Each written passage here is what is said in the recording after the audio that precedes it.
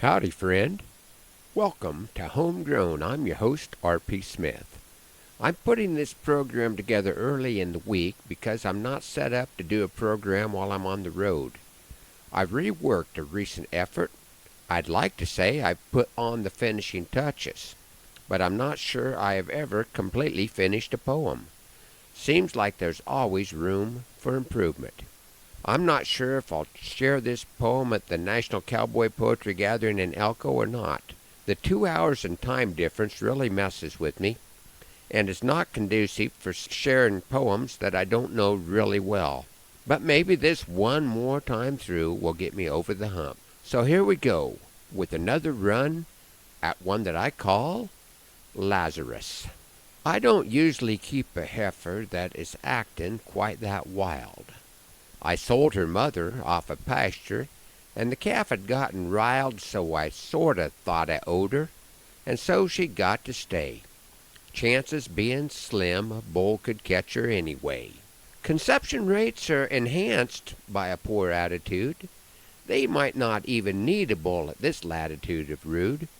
There were plenty in the open pen I would have rather kept instead. When we squoze her down enough to preg her, Doc quickly called her bred. I rolled the dice, sent her to cornstalks. She flew onto the truck, did the same thing on the back haul. Oh, I never pushed my luck.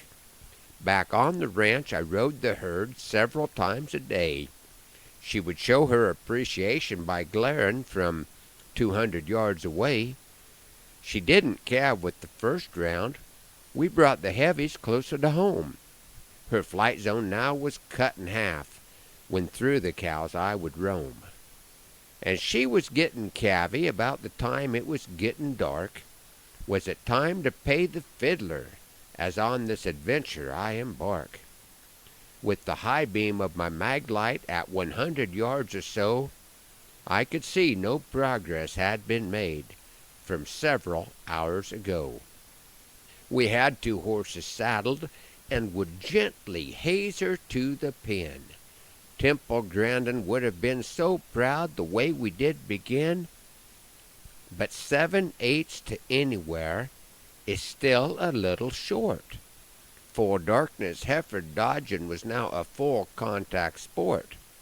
Her flight zone had plumb vaporized before I shook out a loop. With her head firmly in my horse's side, I didn't even have to stoop. She had cleared the fence about the time my rope came snug. I tied off to a hedge post to keep my horse from getting drug. We were all a little wound up, maybe even hyper, inflicting obstetrical assistance on a bovine windshield wiper. The heifer lay right over when the pulling chain came tight. Neither of us noticed she had gotten awful quiet. We were busy working smooth, because you know smooth is fast. As that new calf took its first breath, we noticed her mama had took her last.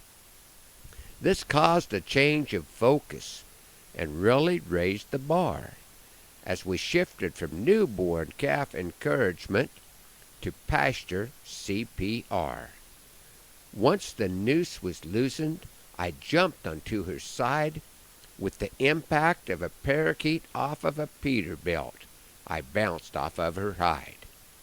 Feeling short of poundage to plunge her from this pickle, I pounced on her again and only registered a tickle. But a tickle was good enough to make Lazarus inhale. Now 2 cowboys jumped the fence, for it was time for them to bail. There was no sign of gratitude at dawn's first morning light. One fence over, half a mile away, both looking for a fight. They were quite cooperative as I lured them through the gate, kinda like trolling for alligator, using myself as bait. My son summed up the event quite well. With brevity, he is skilled. All good, nothing died, and nobody got killed. Our story ends a comedy. based on the player's survival. It reminds us the greatest of adventures is ushered by revival.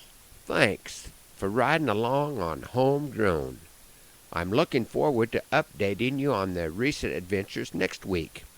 Hoping the Lord blesses you real good today, that He is raining on your place, and that our happy trails cross again soon. I'm R.P. Smith.